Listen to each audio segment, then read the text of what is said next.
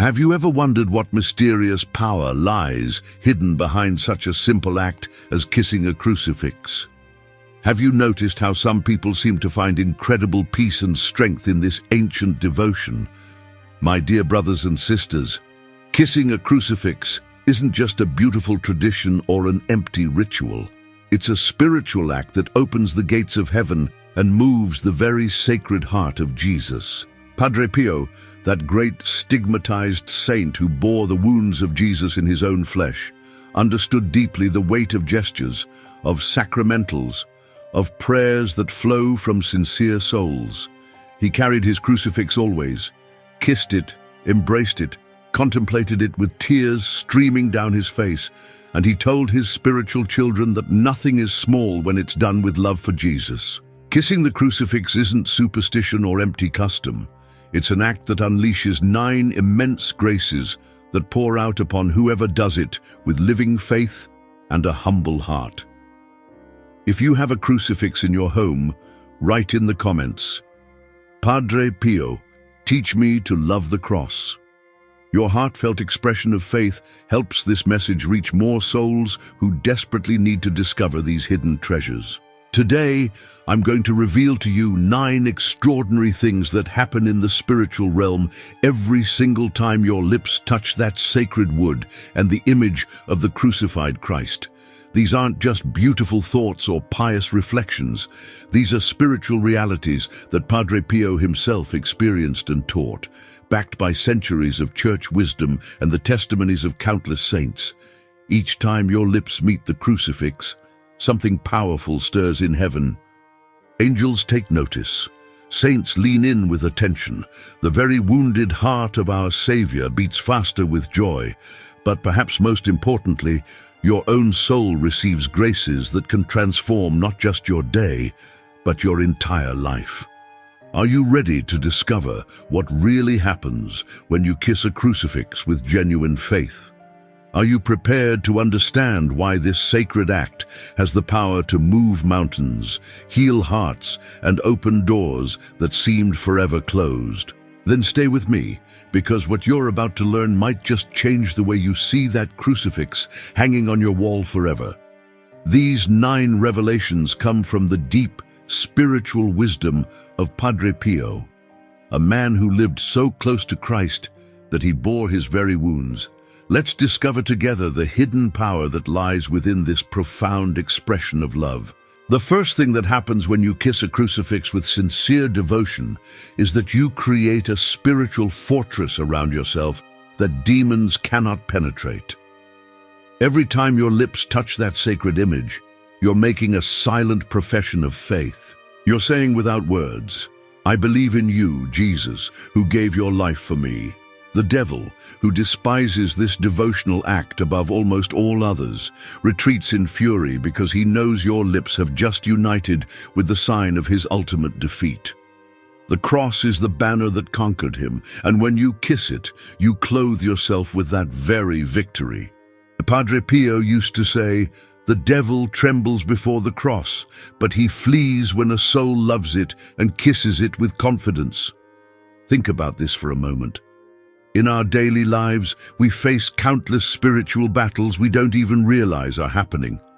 Negative thoughts that seem to come from nowhere, sudden waves of despair or anger, temptations that feel overwhelming. But when you begin your day by kissing a crucifix, you're donning spiritual armor that the enemy cannot break through.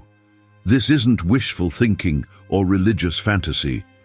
This is the same power that drove demons from the possessed, that made evil spirits cry out in terror at the sight of Christ.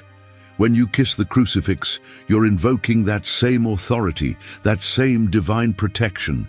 Many faithful souls have discovered that keeping a blessed crucifix close to their heart and kissing it regularly creates an atmosphere of peace in their lives that's hard to explain but impossible to deny. Problems that once seemed insurmountable begin to find solutions. Relationships that were filled with conflict start to heal. The very air around you seems cleaner, lighter, more filled with hope. But remember, this protection isn't magic. It's faith in action. It's your heart reaching out to touch the pierced heart of Christ, and his loving response with waves of grace and protection. The more sincere your devotion, the more powerful this spiritual barrier becomes. This is just the beginning. As powerful as this protection is, there are 8 more incredible things that happen when you kiss a crucifix. Each one builds upon the last, creating a cascade of divine blessings that can transform your entire spiritual life. The second grace that flows from kissing a crucifix is perhaps even more beautiful than the first. You attract the mercy of Christ upon your sins. In that kiss, there's an act of contrition, a desire to repair, to console the Lord who suffered so much for you.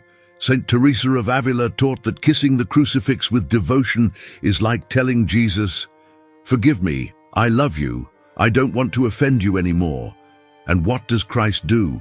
He pours drops of his precious blood upon your soul, washing away venial sins, strengthening your heart against temptations, like a gentle rain of mercy that renews your entire being. You see, we carry so much spiritual dust from our daily lives, small compromises with our conscience, little moments of selfishness, words spoken in impatience, thoughts that drift toward vanity or judgment. These venial sins don't damn us, but they cloud our relationship with God like dust on a beautiful painting. When you kiss the crucifix, it's as if Jesus takes a cloth dipped in his own blood and gently wipes away that spiritual dust. Your soul becomes brighter, cleaner, more transparent to his love. The connection between your heart and his becomes stronger and clearer. But here's what's truly remarkable. This cleansing happens not because of your worthiness, but because of his infinite love. Every kiss you place on that sacred wood is received by Christ as an offering of love that moves his compassionate heart to pour out forgiveness. It doesn't matter how many times you've fallen, how many small failures weigh on your conscience. Padre Pio himself experienced this daily renewal through his devotion to the cross. Despite bearing the wounds of Christ and living a life of extraordinary holiness, he still approached the crucifix each day like a child seeking his Father's forgiveness and love. This is the beautiful mystery of divine mercy. It's always flowing, always available, always ready to cleanse and renew. The crucifix becomes like a wellspring of grace where you can return again and again, knowing that each sincere kiss draws you closer to the purity and innocence that God desires for your soul. The third thing that happens when you kiss a crucifix is that you receive supernatural strength in the midst of your trials. Who can kiss the cross and at the same time reject suffering? When you kiss it, you're telling the Lord, "I accept my cross, unite it with yours." And that mysterious union gives you forces that don't come from you, but from him. Padre Pio used to repeat that the cross is the ladder to heaven. When you kiss it, you climb one more step on that holy ladder, and the Holy Spirit deposits in you the grace of patience and perseverance. Life has a way of bringing us to our knees, doesn't it? Financial worries that keep us awake at night, health challenges that seem too heavy to bear, relationships that have been damaged beyond what we think we can repair, family members who have walked away from faith, leaving our hearts broken. In these moments of deep struggle, kissing the crucifix becomes more than a devotional practice. It becomes a lifeline. You're not just touching wood and metal, you're connecting your suffering directly to the suffering of Christ. And in that connection, something supernatural happens. The weight doesn't necessarily disappear, but you discover you can carry it. The pain doesn't magically vanish, but you find peace in the midst of it. The problems don't solve themselves overnight, but you wake up each morning with the strength to face another day.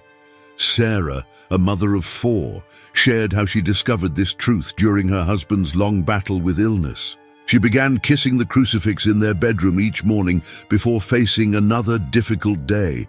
She said that while the circumstances didn't change immediately, she found herself able to love more deeply, serve more cheerfully, and hope more confidently than she ever thought possible. This isn't about becoming passive in the face of difficulties. It's about receiving divine strength to face those difficulties with the same courage that carried Christ to Calvary. When you unite your small sufferings to his great suffering, they become redemptive rather than merely burdensome. The kiss on the crucifix whispers to your struggling heart, "You are not alone in this. The one who conquered death walks beside you."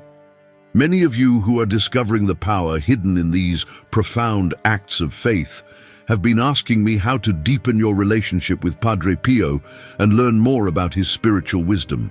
That's why I want to share something very special with you.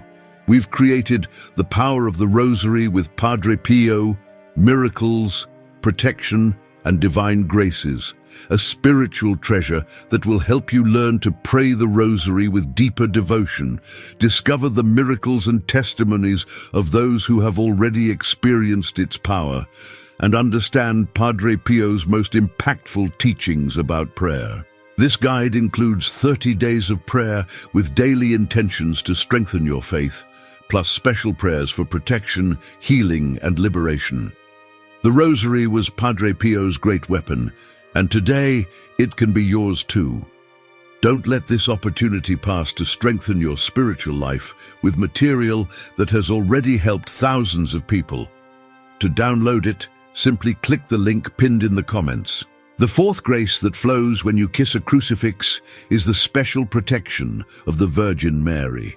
She, who stood at the foot of the cross, draws near to whoever kisses the crucifix with love. It's as if the Blessed Virgin embraces you and says, "My child, I was there when he gave his life, and now I am with you as you show him your love." That kiss to the crucifix is also a kiss to Mary's tears, a consolation for her immaculate heart. This is why so many saints said that kissing the cross is also kissing the mother who was given to us there. Mary knows what it means to stand before the cross with a heart full of love and sorrow. She understands the weight of watching someone you love suffer. She comprehends the mystery of finding hope in the midst of the deepest darkness. When you kiss the crucifix, you join her in that sacred space at the foot of the cross. Think of how natural this is. When a child is hurt or afraid, where do they run? To their mother's arms. When you kiss the crucifix, you're running to the arms of your spiritual mother, the woman Jesus gave to you as his final gift from the cross. Our Lady's protection is unlike any earthly protection. She shields your heart from despair, your mind from confusion, your soul from the snares of the enemy. Under her mantle, you find not just safety, but also the courage to love more deeply and serve more generously. Many people have discovered that homes where crucifixes are kissed regularly seem to have a special atmosphere of peace. Arguments become less frequent and less bitter. Children sleep more peacefully. Even visitors often comment on the sense of tranquility they feel. This isn't coincidence. It's Our Lady's maternal care extending over the entire household. Where the cross is loved and honored, Mary establishes her queenly reign of peace. The fifth thing that happens when you kiss a blessed crucifix is that you attract indulgences and spiritual merits. The Church grants indulgences to those who devoutly kiss a blessed crucifix. And these spiritual treasures reduce your time in purgatory, cleanse the stains from your soul, and can even be applied for the souls of the departed. Can you grasp this amazing reality? A single kiss given with love can bring relief to the holy souls who are waiting for the vision of God. They, in gratitude, intercede for you from purgatory, creating a beautiful cycle of spiritual communion. This teaching about indulgences might sound foreign to modern ears, but it's rooted in the profound truth of the communion of saints. We are all connected, those on earth, those in purgatory, and those in heaven. Your acts of devotion send ripples of grace throughout this mystical body. When you kiss a crucifix, you're not just gaining spiritual benefits for yourself. You're participating in the Church's treasury of merits, that vast storehouse of grace built up by Christ's infinite sacrifice and the surplus merits of Mary and all the saints. Think of it like this. Imagine if every act of love and devotion throughout history was deposited into a spiritual bank account that could be drawn upon for the benefit of souls. That's essentially what the treasury of merits represents, and kissing a crucifix with proper disposition gives you access to these accumulated graces. The souls in purgatory, who can no longer merit for themselves but can pray for others, are especially moved by such acts of devotion. They see your love for Christ crucified, and they intercede powerfully for your needs, your family, your spiritual growth.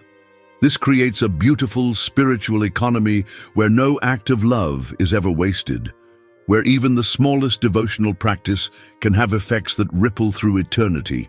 Your kiss on the crucifix today might be the prayer that helps release a soul into the beatific vision tomorrow. The sixth grace that flows from kissing a crucifix is that it awakens within you a burning desire for holiness.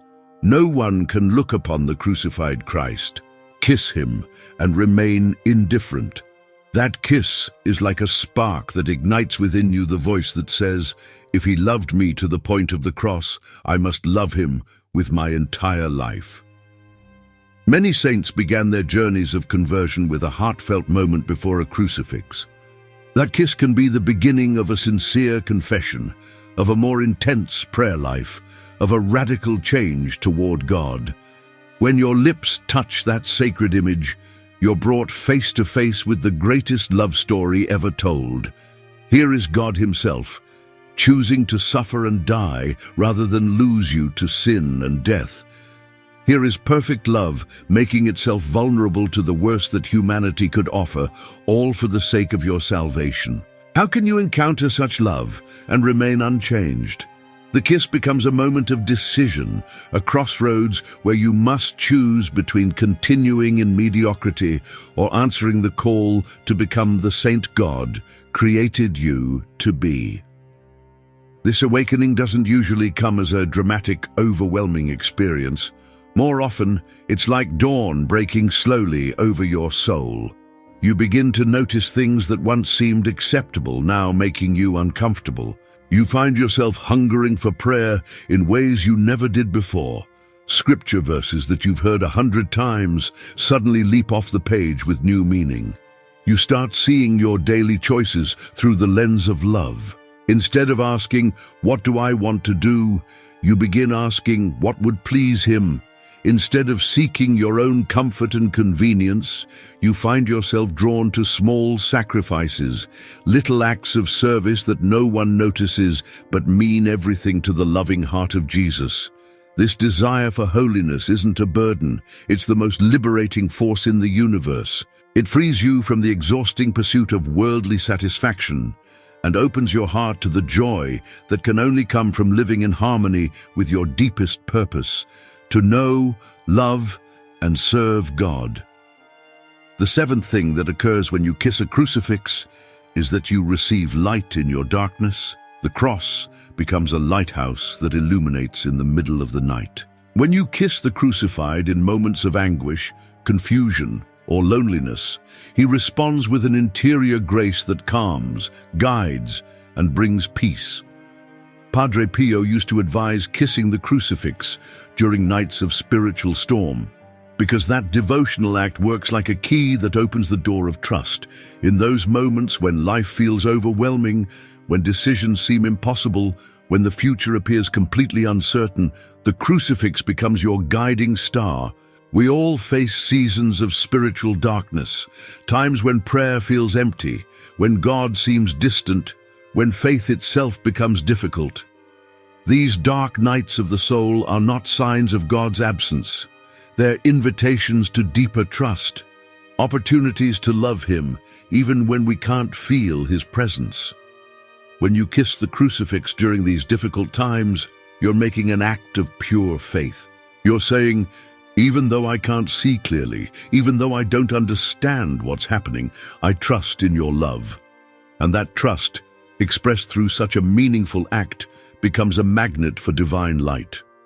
The light that comes doesn't always arrive as dramatic revelation or sudden clarity about complex situations. More often, it's a gentle illumination that helps you see your next step, or a quiet peace that allows you to rest in uncertainty, knowing that you're held in loving hands.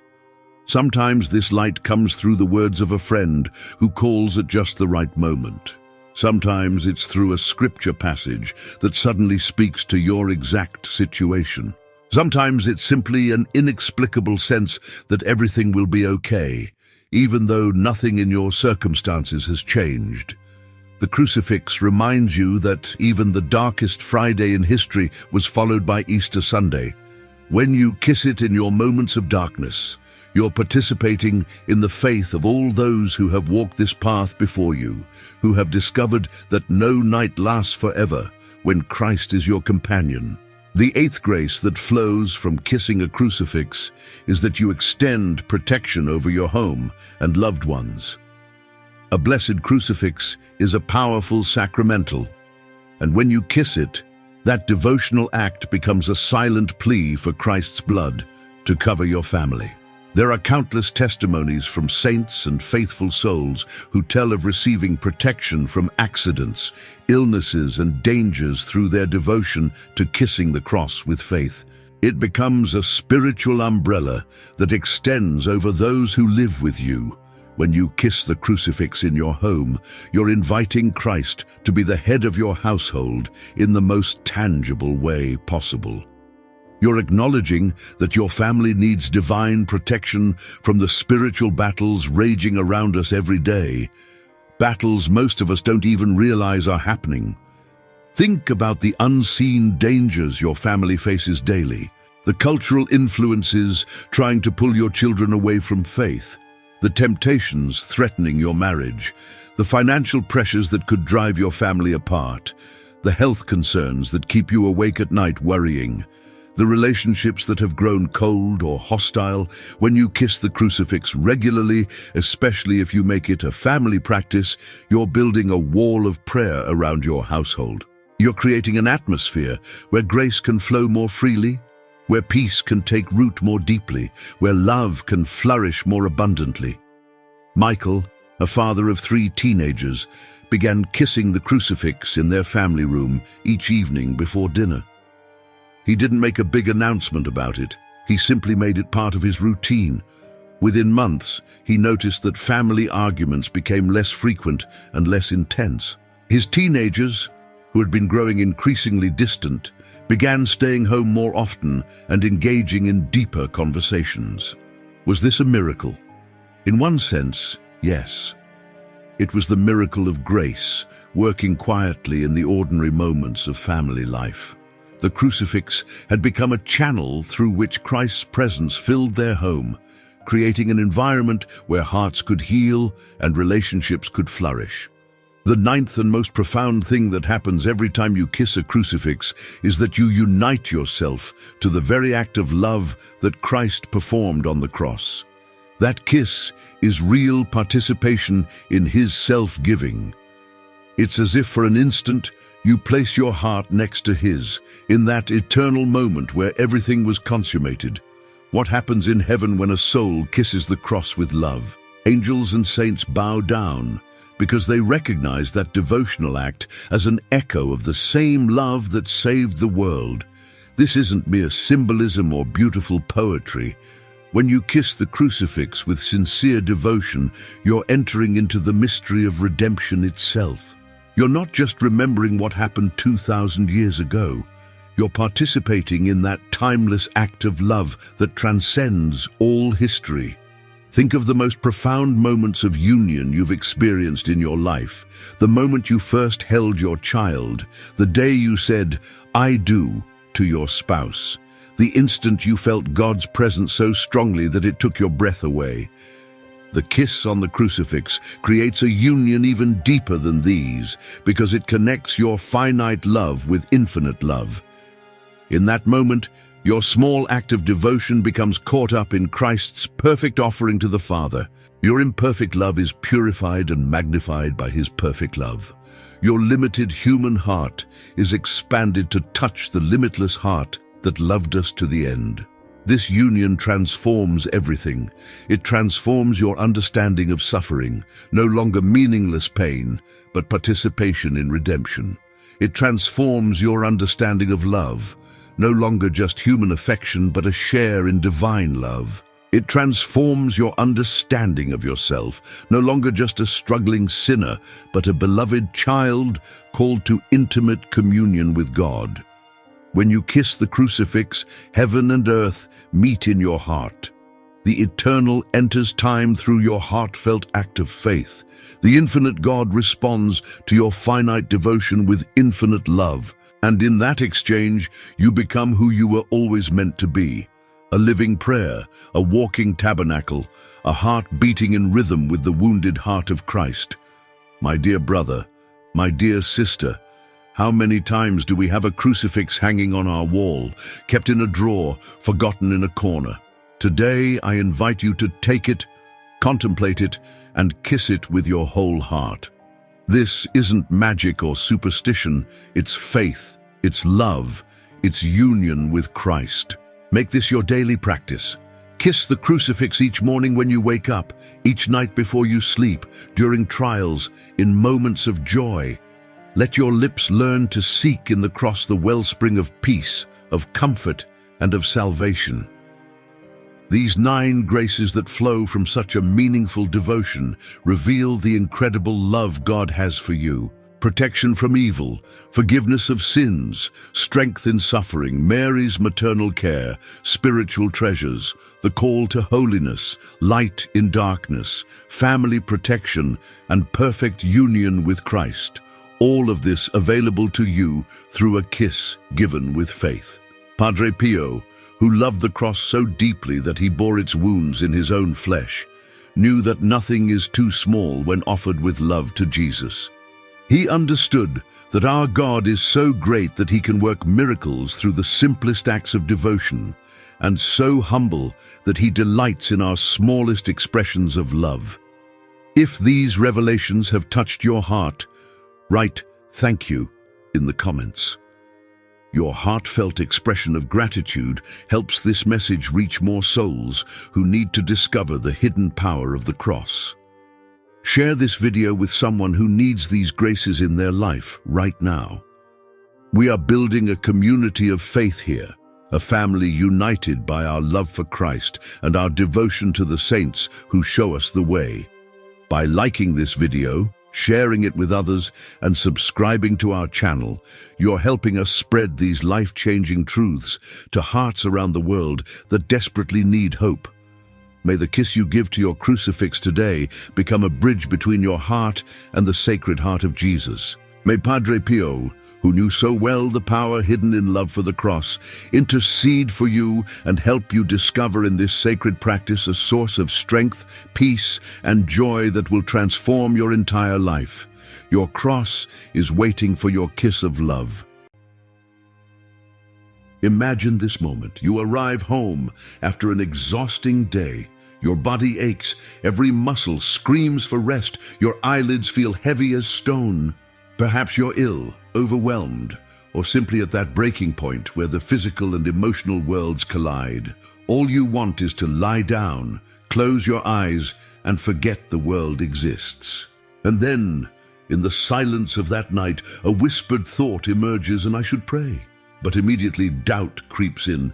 Can I pray like this, lying down? Am I disrespecting God? Will my prayer even count? This sincere question has troubled countless faithful souls. After all, we've been taught since childhood that kneeling to pray shows reverence, surrender, respect. But what happens when our body can no longer support us? When pain confines us to bed?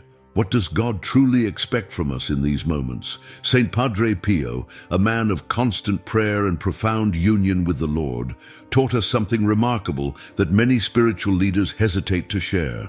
A truth so liberating, yet so simple, that it has transformed the prayer life of thousands who struggle with physical limitations, exhaustion, or illness. Today, I'm going to reveal what Padre Pio taught about praying while lying down, a perspective that may completely transform your relationship with prayer and eliminate unnecessary guilt that stands between you and God. Before I share this revelation, I want you to know that if you've ever felt inadequate because you couldn't kneel or stand during prayer, you're not alone. The message I'm about to share comes directly from the heart of one of the Church's most revered saints, a man who bore the wounds of Christ and spent countless hours in communion with God. What Padre Pio discovered about prayer transcends physical postures and external gestures. It gets to the very essence of what God truly desires from us when we turn our hearts toward heaven. If you've ever felt guilty about praying while lying down, write "freedom in prayer" in the comments. By the end of this video, you'll understand exactly why this simple shift in perspective could be the key to a deeper, more authentic prayer life. For centuries, religious traditions have emphasized proper postures for prayer. We've been taught that kneeling represents humility, standing signifies respect, and bowing demonstrates reverence. Sacred art throughout history depicts saints and the faithful in these traditional prayer positions. Rarely do we see images of someone praying from their bed. This creates a profound spiritual dilemma for many people. On one side, there's the weight of tradition and the sincere desire to show proper respect to God. On the other side, there's the reality of our physical limitations, exhaustion, illness, age, disability, or simply the natural need for rest. The conflict becomes even more painful because it's rarely discussed openly. How many of us have fallen asleep while trying to pray properly, only to wake with a sense of shame? How many elderly or ill believers silently question whether their bedside prayers are somehow less valuable? How many exhausted parents, collapsing into bed after caring for their families all day, wonder if God is disappointed when they can only offer prayers while lying down?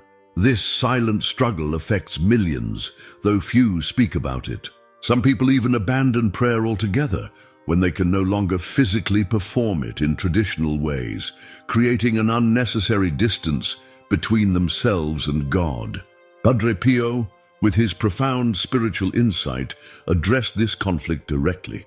As someone who experienced extreme physical suffering himself, bearing the painful stigmata for 50 years, enduring fevers, illnesses, and spiritual attacks, he understood intimately the challenge of maintaining prayer when the body is weak. What makes Padre Pio's perspective so powerful is that it doesn't come from someone who took the easy path. This was a man who would spend up to 15 hours a day in prayer when his health permitted. He knew what dedicated prayer looked like. Yet his counsel on this matter reflects a deep understanding of God's heart that transcends rigid formalism. The tension between what we feel we should do and what we're physically capable of doing creates unnecessary barriers between us and God. This conflict becomes particularly acute during times of illness, during pregnancy, in old age, or in the midst of extreme exhaustion, precisely when we need spiritual connection the most. Before revealing Padre Pio's liberating perspective, let's understand what's truly at stake. Not just a question of bodily position, but our entire understanding of what prayer actually is. As we explore this transformative teaching from Padre Pio, many of you have asked for deeper insights into his spiritual wisdom. That's why we've created something special, our ebook, The Spiritual Secrets of Saint Padre Pio. This resource contains powerful prayers, reflections based on his teachings, and practical advice to strengthen your spiritual life. Just like today's message about prayer, this ebook reveals Padre Pio's compassionate understanding of our human struggles and his guidance for overcoming them. You'll discover his wisdom on dealing with anxiety, finding peace in difficult times, and developing a more intimate relationship with God, all delivered with the same gentle wisdom we're discussing today. If today's message resonates with you, you'll find this resource truly invaluable for your spiritual journey. The link is pinned in the comments below. It's our way of helping you continue the spiritual growth that begins with breaking free from unnecessary religious constraints. Now, let's continue exploring what tradition has taught us about prayer postures. Throughout Christian history, physical postures for prayer have carried deep symbolic meaning. Kneeling, the most commonly emphasized position, represents humility before God, a physical manifestation of the soul's submission. Standing with arms outstretched symbolizes resurrection and readiness to receive. Bowing or prostration expresses profound reverence and unworthiness before divine majesty. These traditional postures aren't arbitrary. They reflect the beautiful truth that we are embodied souls, that our physical actions and spiritual intentions are meant to work in harmony. In Judaism, Christianity, Islam, and many other faith traditions, bodily positions have always been considered important expressions of our interior disposition.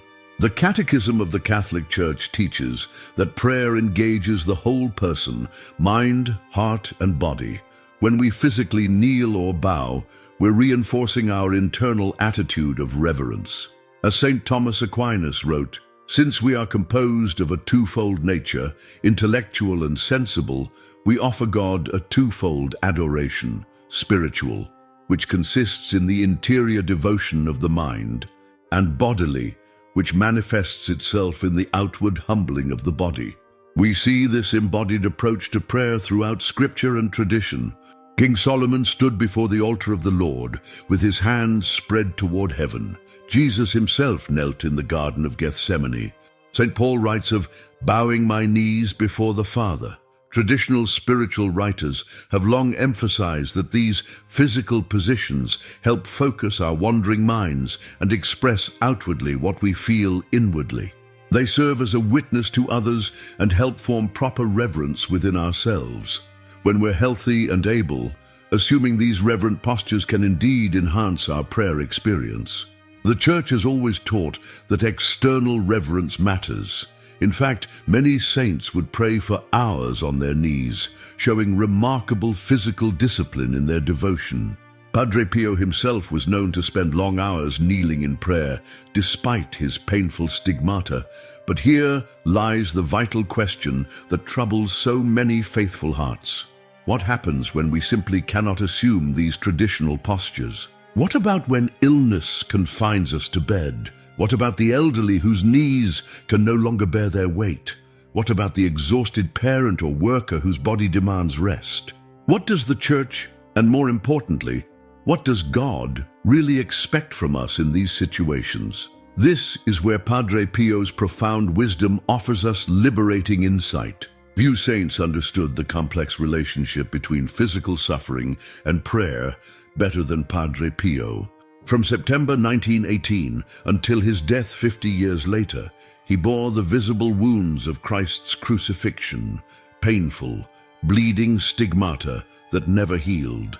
Beyond these visible marks, he endured fevers that reached 125 degrees Celsius, chronic bronchitis, debilitating migraines, and periods of intense spiritual persecution. Yet throughout these extraordinary sufferings, Padre Pio maintained a prayer life so profound that witnesses reported seeing him in ecstasy, enveloped in supernatural light, even physically levitating during prayer. The crucial point is this: Padre Pio's prayer never ceased, even when his physical condition was at its worst. "Prayer is the best weapon we possess," he often said. "It is the key that opens the heart of God." What makes Padre Pio's insight so valuable is that he experienced both extremes: the ability to kneel for hours in mystical communion with God, and periods where illness confined him to his bed. He understood that physical posture, while meaningful, was secondary to the heart's disposition. There's a particularly moving account of a woman who came to Padre Pio deeply troubled. She had been bedridden for months and felt guilty that she could only pray while lying down. She feared her prayers weren't reaching heaven because she couldn't kneel or stand in reverence. Padre Pio's response transformed her understanding. Do you think God is more concerned with the position of your body or the position of your heart? He explained that while physical reverence matters when possible, God looks primarily at the intention and love behind our prayers. Prayer, so he would say, is not a matter of posture but of soul posture. Another time, when counseling a man confined to bed after an accident, Padre Pio shared something profound. Sometimes, the prayers offered in weakness are the most powerful because they are the most truthful. When we have nothing left but our dependency on God, that's when our prayers become most authentic. Padre Pio viewed prayer not as a formal exercise bound by strict rules, but as an ongoing conversation with someone we love deeply. Prayer is talking to God as a child talks to his father, naturally, honestly, without pretense, he taught. In this understanding, the external forms serve the internal reality, not the other way around. This doesn't mean Padre Pio dismissed the importance of reverent postures. He valued them highly when possible, but his wisdom went deeper, recognizing that different seasons of life call for different expressions of the same devotion. The essence of prayer, he maintained, remains constant, the lifting of heart and mind to God, regardless of bodily position. Here is the liberating truth at the heart of Padre Pio's teaching on prayer. God desires the authentic offering of your heart far more than any particular physical posture. This perspective isn't a modern concession or a watering down of tradition. It's deeply rooted in Scripture and the Church's understanding of prayer. Jesus himself warned against those who love to pray, standing in the synagogues to be seen by others, while emphasizing that the Father sees what is done in secret. Throughout the Bible, we find that God consistently looks past outward appearances to examine the heart. The Catechism defines prayer as the raising of one's mind and heart to God. Notice there's no mention of specific bodily positions in this essential definition. The core of prayer is internal, not external. Padre Pio understood this truth profoundly. From his own experience of extreme physical limitation, he recognized that authentic prayer transcends bodily posture. When we're lying down due to illness, exhaustion, or physical limitations, our prayers don't stop at the ceiling. They reach the very heart of God. Think of it this way. If a child is sick in bed and weakly calls out, "Mom, I love you," would any loving mother respond, "I don't accept your love because you're not standing up properly"? Of course not. The mother's heart would be more touched by this fragile expression of love than by a formal declaration made from a proper, standing position. God, whose parental love infinitely exceeds our own, certainly understands when we turn to him from our beds. In fact, these vulnerable moments often strip away pretense and formality, allowing for a more honest communion. There's something profoundly authentic about prayers offered when we're at our weakest, when all religious performance falls away and we're simply children reaching out to our Father. Padre Pio explained this beautifully to a group of worried hospital patients. When you lie in your bed and turn your thoughts to God with love and gratitude, even without words, you are praying perfectly. The angels are capturing every loving sigh and carrying it to heaven. This doesn't mean that traditional prayer postures are unimportant. When our health and circumstances permit, kneeling, standing, or bowing can indeed enhance our prayer by engaging our physical being. These postures remain valuable expressions of reverence and can help focus our wandering minds. But the revelation that transforms our understanding is this: these postures serve prayer. Prayer doesn't serve postures. The essence of prayer, communion with God, remains accessible to everyone, regardless of physical capability. Consider Mary, the mother of Jesus, throughout her life. Surely as a young woman she knelt in fervent prayer, yet at the foot of the cross, overwhelmed with grief, she might have been barely able to stand. In her old age, tradition holds that she likely prayed from simpler positions. Did her prayers become less valuable as her physical capacity changed? Absolutely not. This perspective frees us from unnecessary guilt and opens prayer to everyone: the elderly, the ill, the exhausted parent, the disabled person, the pregnant woman, the overnight worker. No physical limitation can separate us from the love of God or the power of prayer. Maria, an elderly woman from a small village in Italy, shares a story that beautifully illustrates the freedom found in Padre Pio's teaching. For years, she forced herself to kneel beside her bed to pray her rosary, despite severe arthritis that made each moment excruciating. She would frequently fall asleep from pain and exhaustion before finishing, then wake feeling guilty and spiritually inadequate. After learning about Padre Pio's perspective, she began praying while comfortably lying in bed. For the first time in years, she says, I completed my entire rosary with full attention and deep devotion. I wasn't distracted by pain or fighting to stay upright. I could simply focus on Jesus and Mary. My prayer life has blossomed in ways I never thought possible. This transformation isn't unusual. Many people discover that when freed from physical discomfort and unnecessary guilt, their prayers become more focused, more sincere, and ultimately more fruitful. So how can we practically apply this liberating understanding? Here are some approaches Padre Pio recommended for praying effectively while lying down. First, create a brief mental transition. Even while lying down, you can make a small sign of reverence, perhaps a gentle sign of the cross on your forehead or chest, to signal to your mind and heart that you're entering prayer. Second, be intentional about your focus. Padre Pio suggested fixing your eyes on a religious image if possible, or simply closing your eyes to minimize distractions. The key is directing your attention deliberately toward God. Third, embrace simplicity.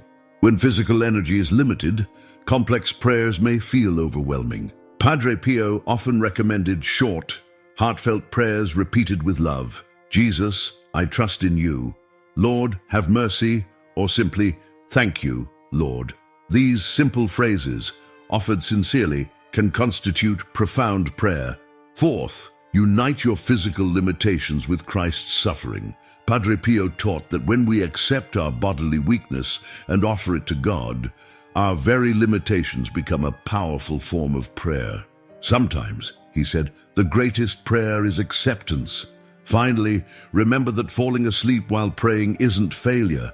Padre Pio comforted many who worried about this, saying, if you fall asleep while speaking lovingly to God, don't be troubled. A child who falls asleep in its parents' arms is still embraced with love. This gentle perspective transforms even our need for rest into a form of surrender to God. The profound spiritual benefit of this approach is that prayer becomes possible anywhere, anytime, in any physical condition, making continuous communion with God truly accessible to all. While this perspective liberates us from unnecessary guilt, it's important to maintain a balanced understanding. Padre Pio's wisdom doesn't invalidate the value of traditional prayer postures when they're physically possible for us. When our health and circumstances permit, there are good reasons to embrace traditional postures of reverence. Kneeling, standing, or bowing still serve important purposes in our spiritual lives. These physical expressions help align our bodies with our intentions, witness to others about the importance of reverence, and can deepen our own sense of God's presence. The key distinction is between can't and won't. Padre Pio was clear that choosing comfort over reverence when we're perfectly capable of more traditional prayer postures might indicate a casual attitude toward God. He encouraged his spiritual children to offer their best to God whenever possible, which sometimes means embracing the mild discomfort of kneeling or standing. How do we navigate this balance wisely? Padre Pio suggested honest self-examination.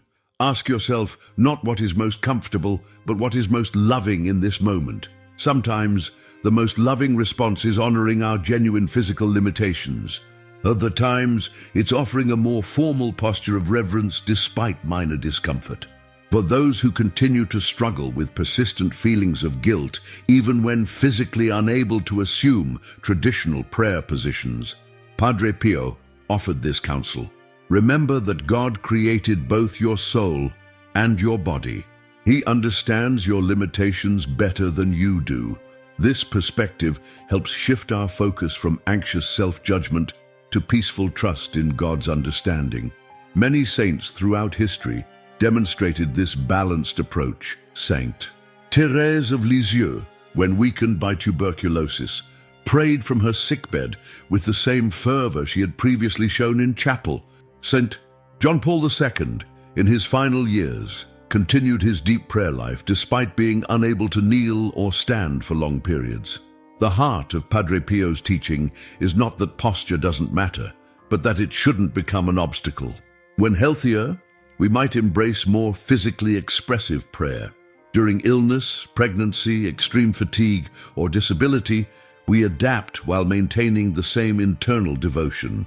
This balanced perspective strengthens our prayer life across changing circumstances. Whether kneeling in a cathedral or whispering prayers from a hospital bed, the essential connection remains intact, a heart turned toward God in love. This understanding doesn't diminish reverence. It ensures that reverence remains possible for everyone, regardless of physical condition. As we draw our time together to a close, let's contemplate the profound freedom Padre Pio's wisdom offers us. No longer must we feel separated from God when our bodies falter. No longer must we add the burden of spiritual guilt to our physical struggles. The pathway of prayer remains open to us in every circumstance of life. Think about what this truly means. The elderly woman confined to her bed can commune with God as deeply as the monk in his monastery. The exhausted parent collapsing into bed after tending to a sick child can offer heartfelt prayers while lying down. The person struggling with chronic pain or disability faces no barrier to intimate conversation with their Creator. Padre Pio, who understood suffering more intimately than most, recognized that God's compassion extends to every human limitation. God does not measure our prayers by the position of our bodies, he would say, but by the position of our hearts. This understanding doesn't just apply to moments of serious illness or disability. It embraces the natural rhythms of human life, our need for rest, our physical limitations, our changing capabilities across different seasons of life. It acknowledges our embodied reality while honoring the transcendent nature of prayer. One of Padre Pio's most beautiful insights was that sometimes our weakest moments produce our most authentic prayers. When stripped of our strength, our eloquence, even our ability to kneel or stand, we often reach out to God with unprecedented honesty. These prayers, offered in vulnerability, can be particularly precious to God. He would often remind people of St. Paul's words, "When I am weak, then I am strong." Our limitations, when accepted and offered to God, become opportunities for deeper connection rather than obstacles to prayer.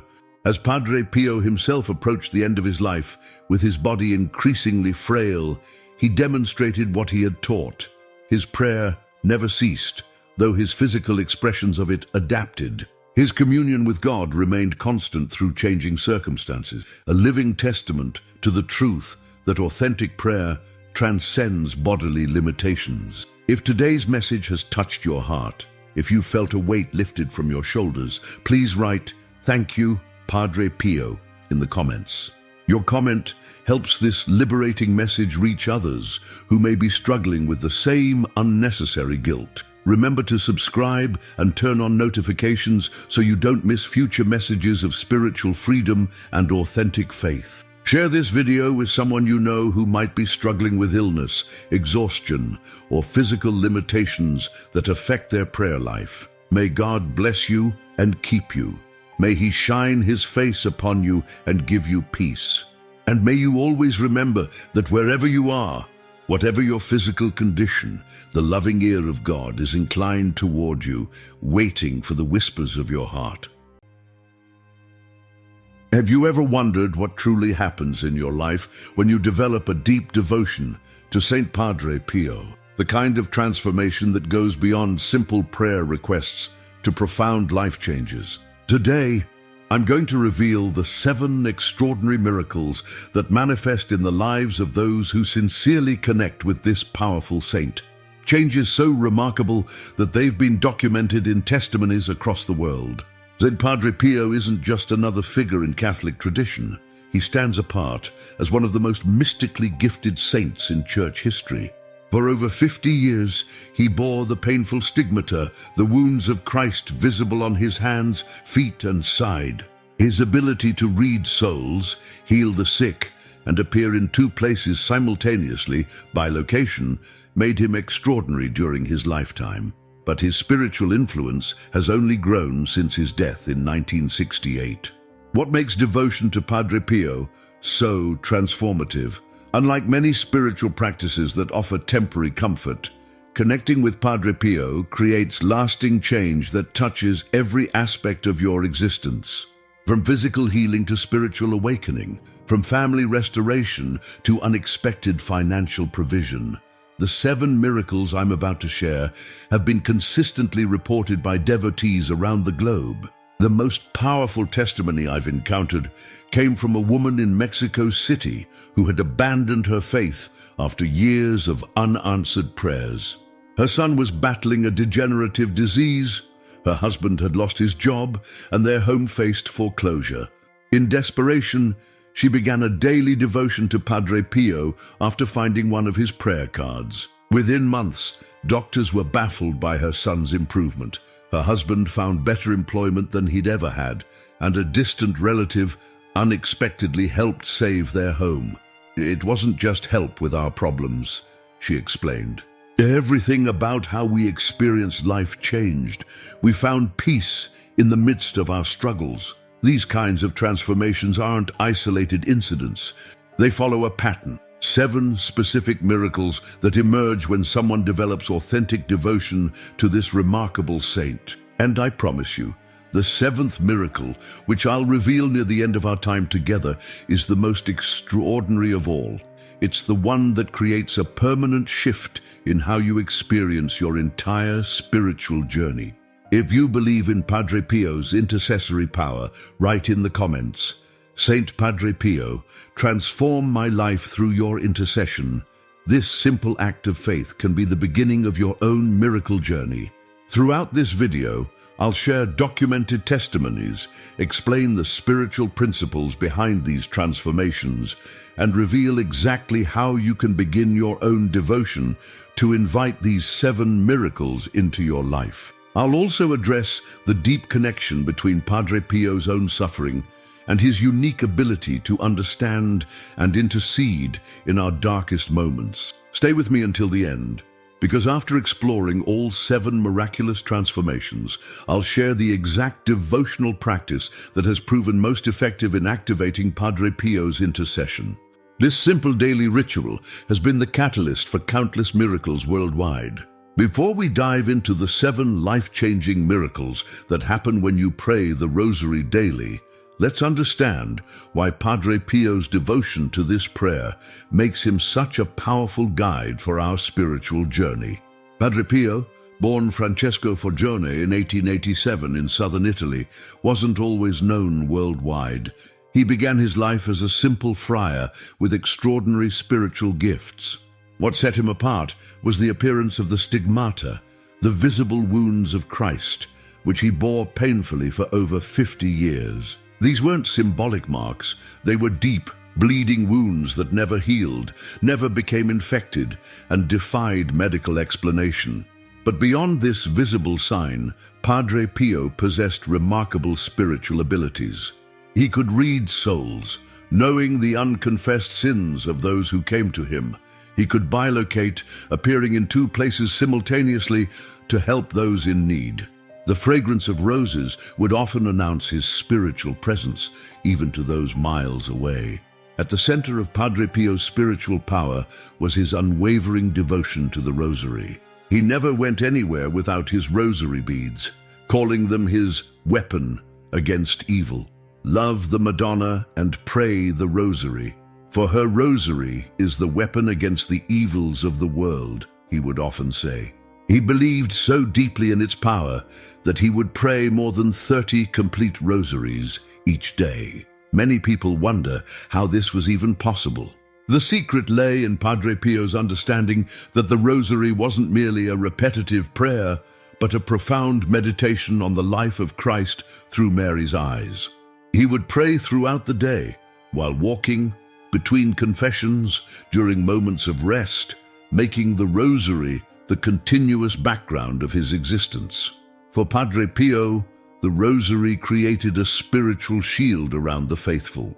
He witnessed firsthand how those devoted to this prayer experienced profound protection during World War II, when bombs fell near his monastery but caused no casualties among those who had sought his prayers. If you're seeking deeper transformation in your life, I have something special for you.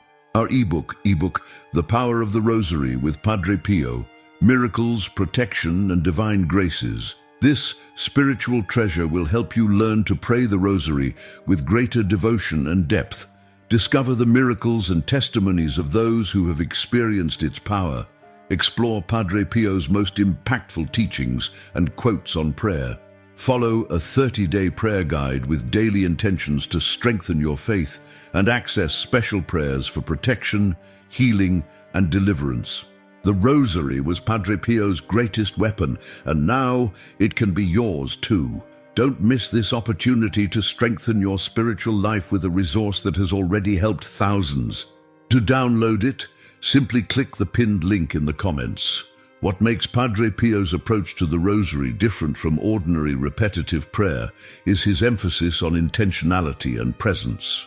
He taught that each word should be prayed with complete focus, allowing the mysteries to unfold in your imagination as if you were witnessing the events of Christ's life personally. This approach transforms the Rosary from a simple devotion into a powerful spiritual experience.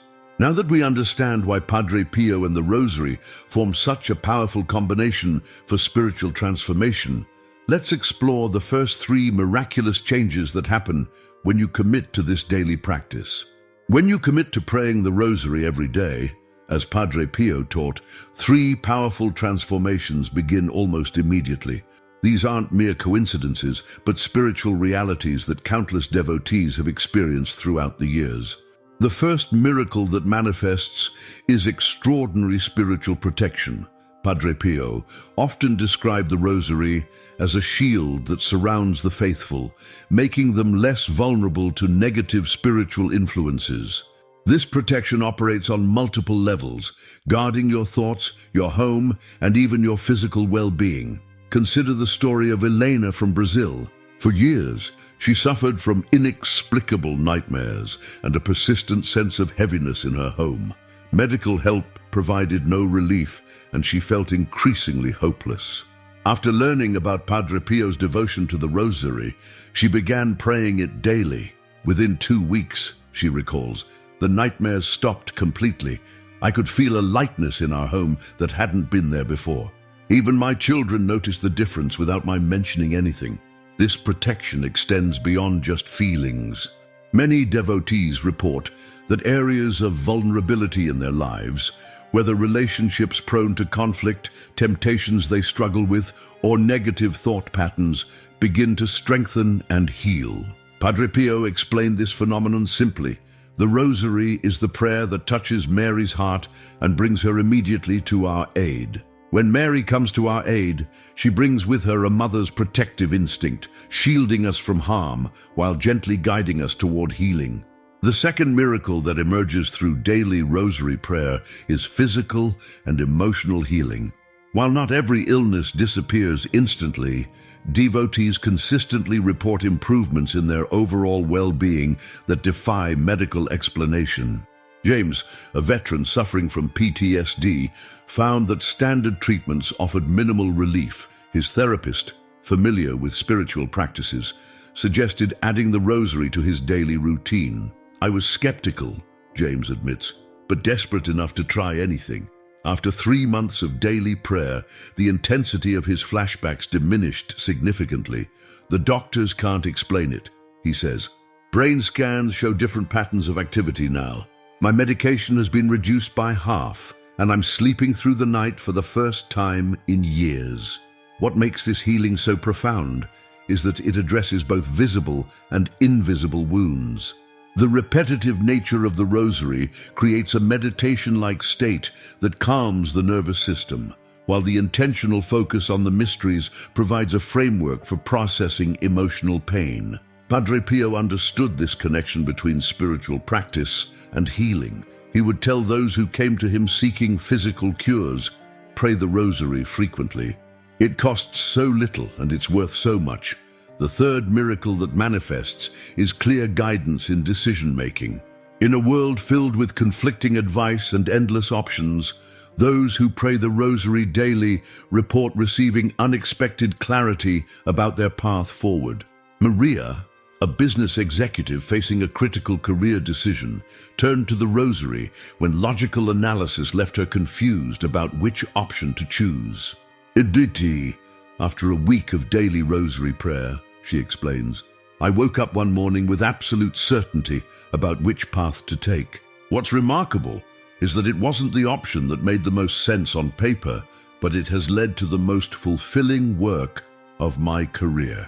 This guidance doesn't always come as a dramatic revelation.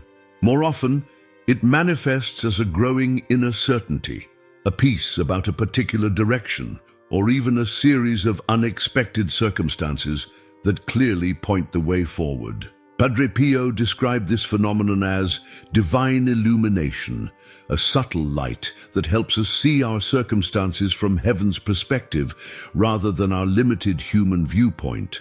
How does this guidance operate? The Rosary's meditation on the life of Christ trains our minds to recognize God's patterns of working. As we contemplate how divine guidance operated in the biblical stories, we become more attuned to similar patterns in our own lives. Additionally, the calming effect of the prayer creates mental space for insights that might otherwise be drowned out by anxiety and overthinking. These first three miracles, protection, healing, and guidance, form the foundation for the deeper transformations that follow. They create a stable base from which more profound spiritual growth can emerge. As Padre Pio often reminded those who sought his counsel, in all the events of life, you should recognize the divine will. Adore and bless it, especially in the things which are the hardest for you. The daily rosary helps us develop exactly this perspective. As we continue our exploration of the 7 miracles, remember that consistency is key. These transformations deepen and expand with faithful practice over time.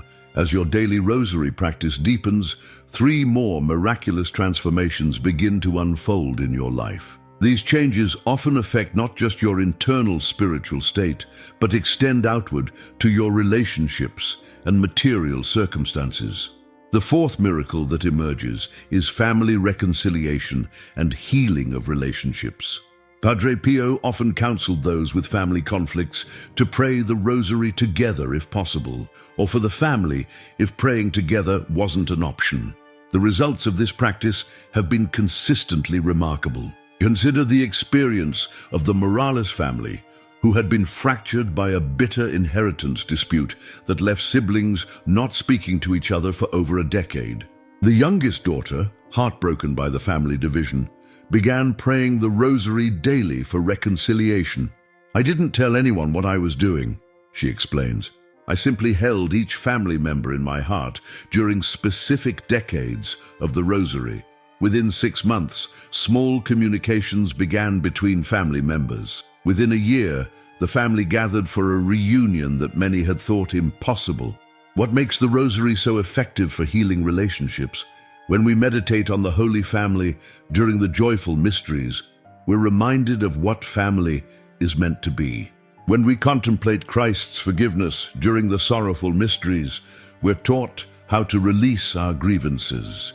The rosary gently reshapes our understanding of love, forgiveness, and family bonds, allowing us to approach difficult relationships with new perspectives. Padre Pio explained it this way: the rosary purifies our hearts, and when our hearts are pure, we see others as God sees them, not defined by their failings, but by their inherent dignity as children of God. This shift in perception is often the first step toward reconciliation. The fifth miracle that manifests through daily rosary devotion is unexpected provision and resolution of material concerns. While the rosary isn't a magical formula for wealth, devotees consistently report that their material needs are met in sometimes surprising ways. Roberto, a small business owner facing bankruptcy during an economic downturn, began praying the rosary daily after learning about Padre Pio's devotion.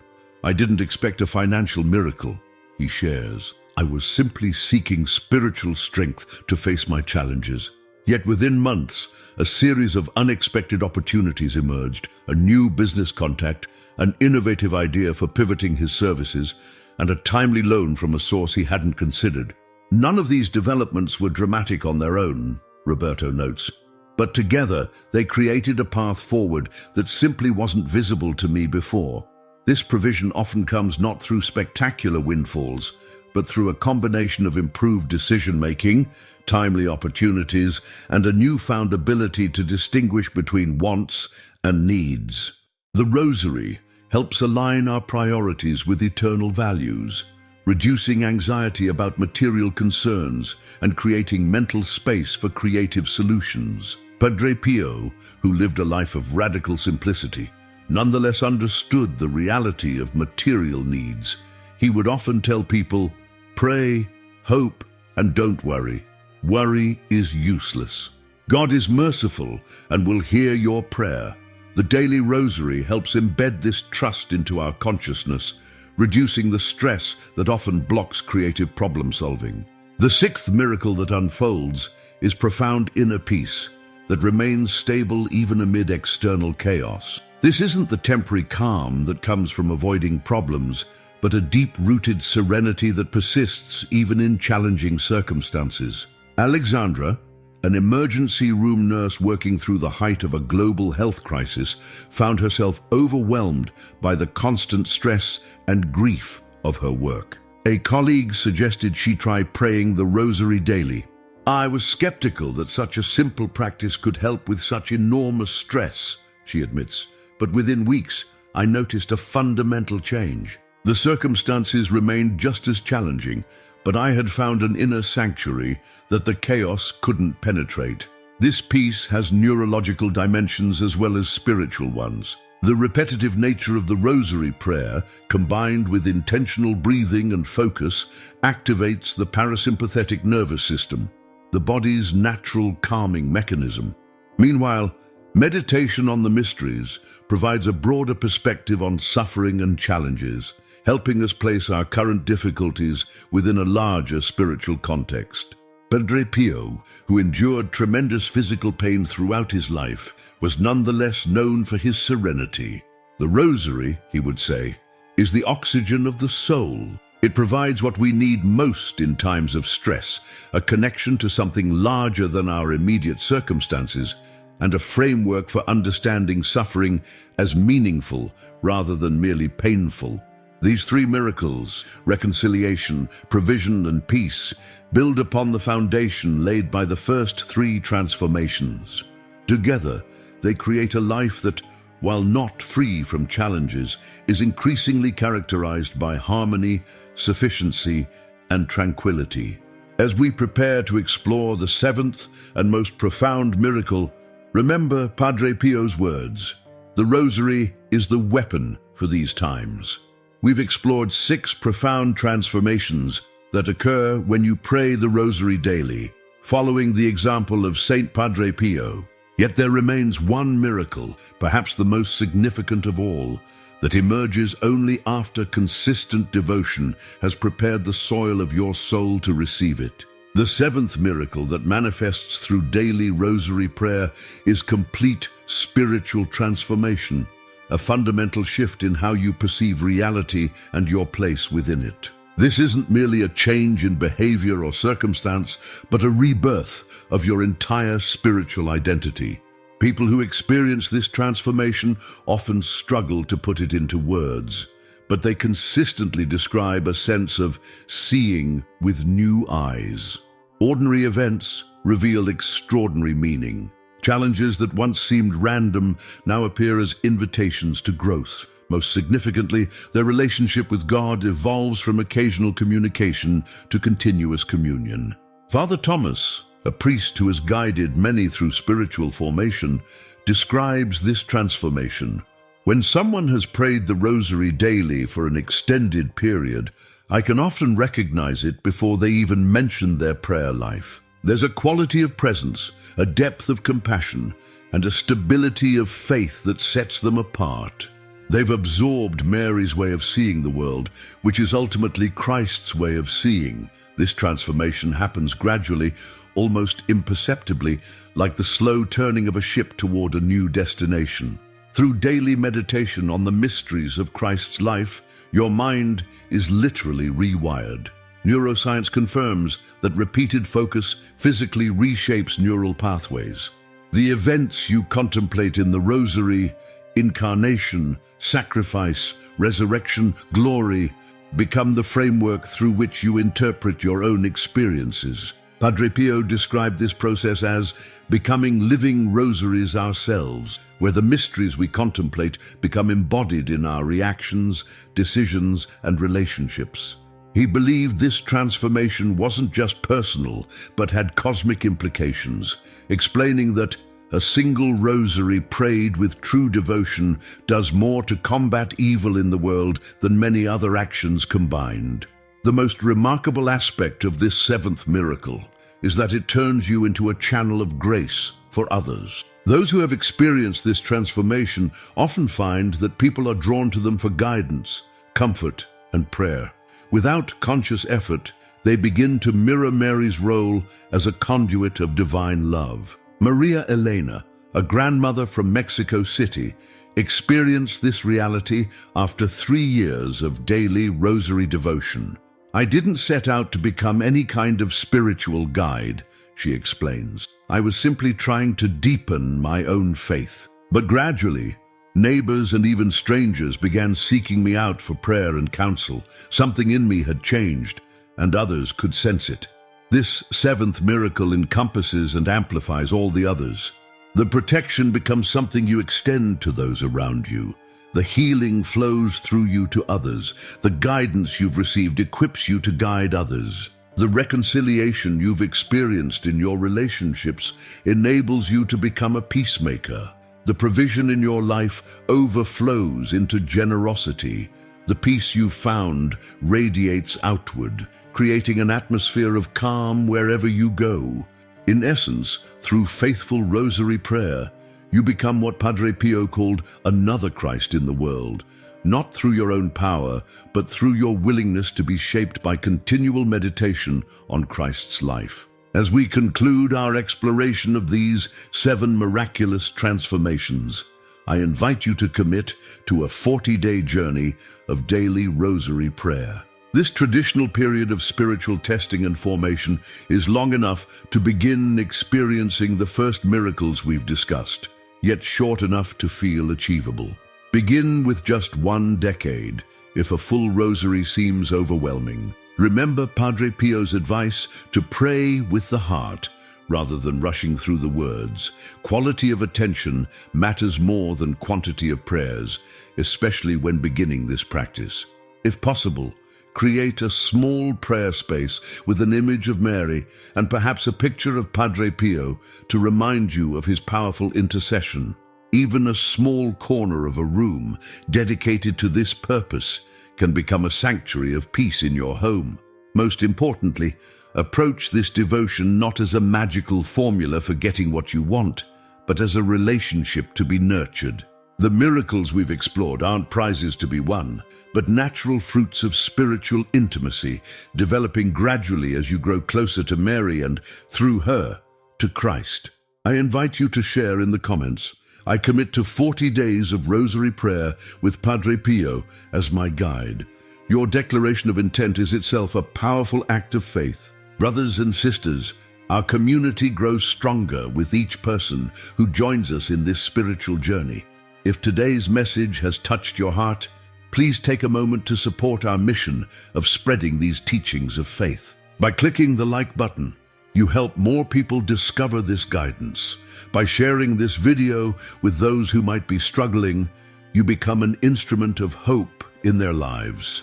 And by subscribing to our channel, you join a family of believers committed to growing together in faith. We need your support to continue producing content that strengthens hearts and transforms lives. Each subscription, each share, each comment helps us reach more souls who hunger for spiritual nourishment. Remember, when Padre Pio was asked how to grow in faith, he simply said, "Through prayer and community." Today, you're part of our community.